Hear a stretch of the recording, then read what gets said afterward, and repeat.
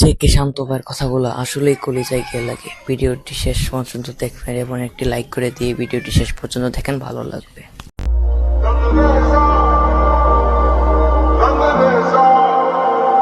ভাই জি ভাই বলেন। 100 বিরিয়ানির প্যাকেট লাগতো, দেওয়া যাইবো? জি অবশ্যই। কোনো পার্টির জন্য নাকি?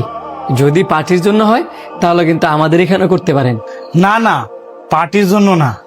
ওই আমার এক প্রতিবেশী গত 3 দিন আগে মারা গেছে, তো আমি চাইতেছি উনার হয়ে আমার পক্ষ থেকে 100 গরিব দুঃখী মানুষদেরকে খাওয়াইতে। বাহ, আপনি তো অনেক ভালো মনের মানুষ। তো এই লোকটা মারা গেল কেমনে? আরে আর বললেন না, উনার তো আত্মীয় স্বজন কেউ নাই, তাই উনি নিজেই কাজ করতো, নিজেই খাইতো। কিছুদিন আগে শুনছিলাম উনি নাকি অনেক অসুস্থ, তাই আর কাজ করতে পারে নাই। কাজ করতে পারে নাই দেখা খাইতেও পারে নাই, এ কারণে না খাইতে পারে মারা গেছে।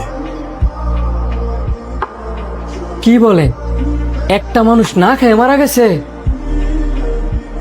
ফ্যামিলি আত্মীয় স্বজন কেউ নাই তো, এই কারণে না খায় মারা গেছে।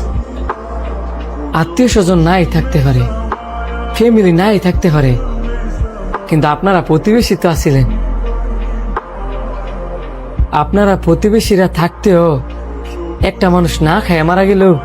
প্রতিবেশী হয়েছে দেখে কি হয়েছে, আমাদেরও তো একটা ফ্যামিলি আছে, আমরা নিজেরাই তো যে যার কাজ নিয়ে ব্যস্ত থাকি। আপনারা প্রতিবেশীরা এতই ব্যস্ত থাকেন যে আপনার পাশের প্রতিবেশী একজন না খাইতে হয়ে মারা গেছে, আপনারা কইতেই পারলেন না। আর অথচ লোকটা মারা যাওয়ার পরে ওই লোকটার হইয়া আপনি এসে এখন বলতেছেন যে 100 বিরিয়ানি নিবেন গরিব দুঃখীরে খাওয়াইবার লাগিয়া। এই যে আজকে আপনি 100 বিরিয়ানি প্যাকেট নিতেছেন গরিব মানুষে খাওয়াইবার লাগিয়া, এই খাবারটা যদি ওনারা সঠিক সময় দিতেন হয়তোবা উনি আজকে পৃথিবীতে বাচ্চা থাকতো। আপনার ফ্যামিলির পরে হচ্ছে আপনার প্রতিবেশী। আপনি জানেন আমাদের রাসূল সাল্লাল্লাহু আলাইহি সাল্লাম প্রতিবেশী নিয়ে কি কয়ে গেছে?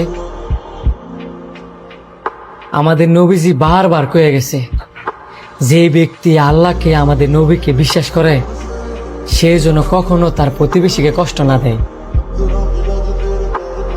আমাদের নবীজি 3 বার আল্লাহ তাআলার কসম খায় কইছে সে মুমিন ব্যক্তি নয় যার অত্যাচারে তার প্রতিবেশী অতিষ্ঠ।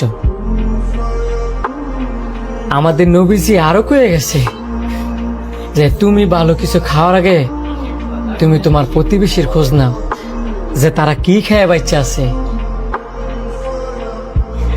আমাদের নবীজি এইভাবেও কয়ে গেছে যে আপনারা যদি তরকারি রান্না করেন ওই তরকারিতে যাতে ঝোল বাড়ায় দেওয়া হয়, যাতে করে ওইখান থেকে আপনি আপনার প্রতিবেশীরে দিতে পারেন।